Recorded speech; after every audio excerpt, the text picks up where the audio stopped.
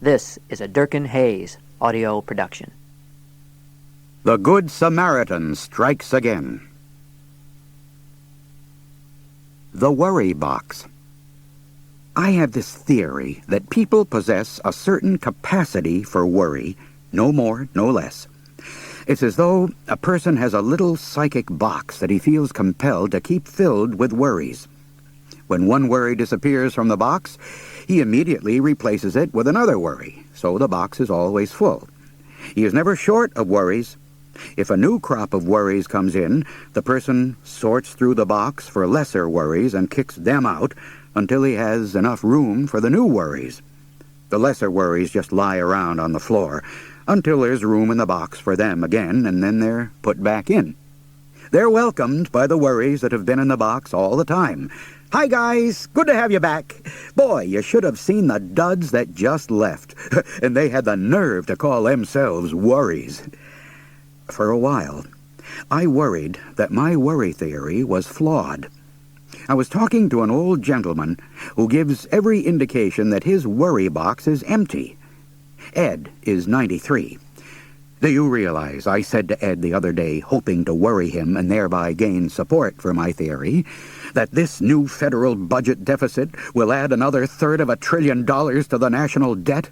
If this keeps on, by the year 2000, we'll be about $5 zillion in debt. How are we ever going to pay off a debt like that? Ed chuckled and tapped the ash off his cigar. Beats me, he said, but it ain't my worry. Yeah, sure, I said, because you're an old geezer. But what about your great-grandchildren? They'll have to pay. Don't have any great-grandchildren. Got one that's fair to middlin', but the rest ain't worth a dang. Serve the loafers right if they have to pay off the zillion-dollar debt. Put some grit into 'em. Well, then, how about the banks and the S&Ls, They're dropping like flies. That has to worry you. No, don't have no money. Here's a good one. Pollution is eating holes in the ozone layer, and within 25 years... Okay, forget that worry. Let's see. There's a lot of new sexually transmitted diseases, but, of course, I suppose you're in a low-risk group. Ain't none lower. Yeah, but suppose you went to a dentist who had a deadly disease and no teeth. Right. You don't have to worry about your hair catching on fire either. You could get burglarized, though. How about that? Got nothing to burgle. I tried for another hour to worry Ed, but without success. He seemed pretty well to have knocked my worry theory in the head. I've got to leave now, I said irritably. Now, just remember, I'm picking you up at 5 o'clock tomorrow morning to go fishing. Good, he said. Who's driving the boat? Smokey Joe? Joe can't make it. I'm driving the boat. Now that worries me. I was elated. My theory was still intact. Ed had only one teeny-weeny worry, but big enough to fill his worry box. He just had a teeny-weeny box. I, on the other hand, have a very large worry box. My wife, Bun, is one of my major suppliers of worries. What did you do with the checkbook? She asks me. The checkbook? Is that monster loose again?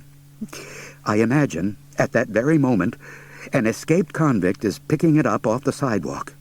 Maybe he'll forge my name and deplete our checking account of every last penny, and after he has exhausted all our funds buying dope, he'll come to our house, because the address is on the checks, and he and I will grapple with each other, and he will pull a knife, and... Oh, Bun will say, here's the checkbook in my purse. Silly me. Now, what's wrong with you? Nothing, I say, booting that worry out of my worry box, at least until the next time Bun asks, what did you do with the checkbook? Bun's telephone technique is designed specifically to worry me. The phone rings. Bun picks it up. Hello. Yes? No. And I think one of the kids has done something bad with his car. Oh, my gosh, how bad? And I think it's real bad, otherwise the police wouldn't be calling. You just never expect these things to happen to you. And I think I do. When can we see him?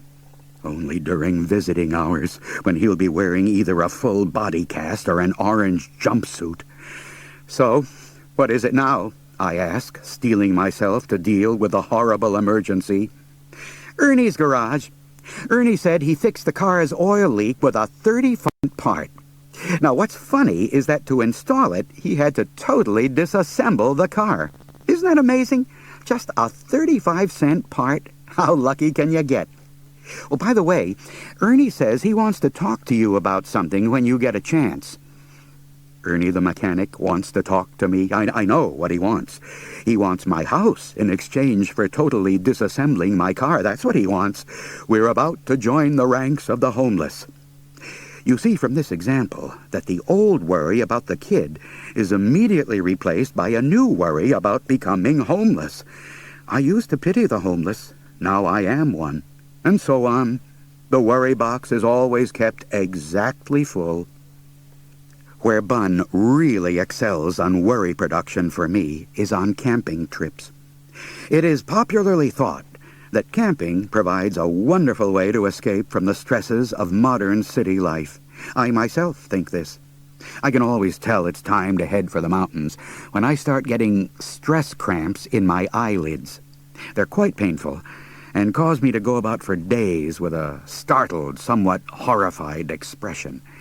People coming toward me on the sidewalk look at me and then jerk their heads around to see what's sneaking up behind them. It's an embarrassment, not to mention a major social liability. Once I'm back in the mountains, though, and Bun and I set up our tent and roll out our sleeping bags, the stress cramps vanish from my eyelids. Soon I'm drifting into a deep and peaceful slumber, the fragrances of leaf mold and cedar boughs caressing my nostrils. It's nice. Was that you? Bun asks. No, probably just leaf mold. I mean that snuffling. Did you just snuffle? I don't think so, I reply, trying to recall the characteristics of a snuffle. Oh well, go to sleep. It was probably just my imagination. Yeah, but maybe not, I think. Maybe something outside the tent snuffled. A bird wouldn't snuffle. Squirrels and chipmunks are too small to snuffle. Something would have to be pretty big to snuffle. A deer could make a sound similar to a snuffle, but not a true snuffle. Actually, the only animal I've ever heard do a true snuffle is a bear.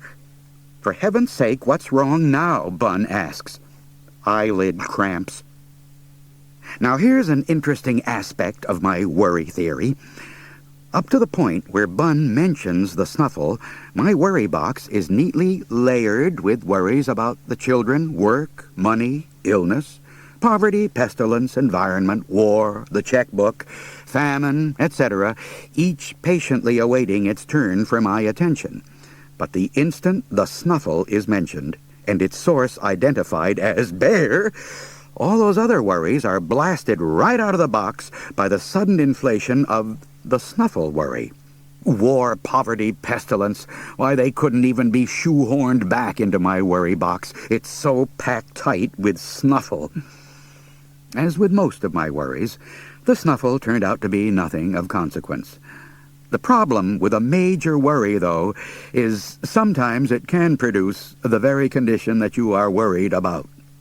When I was a kid, I would lie awake all night before the opening day of trout season, worrying that I wouldn't wake up at 4 o'clock so I could be the first one at the best hole on the creek. I kept checking the alarm clock to make sure it was still ticking. It had awakened me every day for school, but it would be just like the treacherous machine to conk out the night before trout season. Every half hour, I checked the tomato can next to my bed to make sure my worms weren't suffocating. I got up several times to arrange my rod and tackle for a quick getaway. I checked my fishing clothes and boots to make sure they were all in order, a fairly easy task because I was wearing them. The night seemed endless. Finally, the clock ticked its way to 3:30. Great! I was going to make it. I closed my eyes in relief. The next time I opened them, it was 10:15. Ooh! The stupid alarm didn't go off, I screamed at my mother.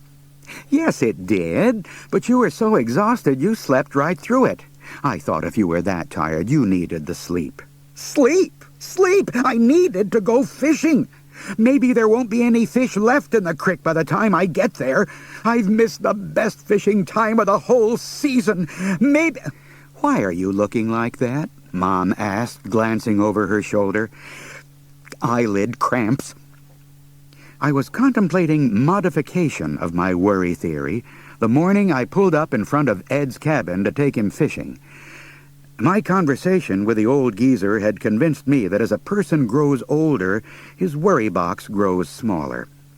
The box is still always full, but it doesn't require so many worries to fill it. By age 93, there's room for only one or two little dried-up worries in the box. I honked my horn. After 10 minutes or so, Ed opened the door of his cabin and headed down the walk.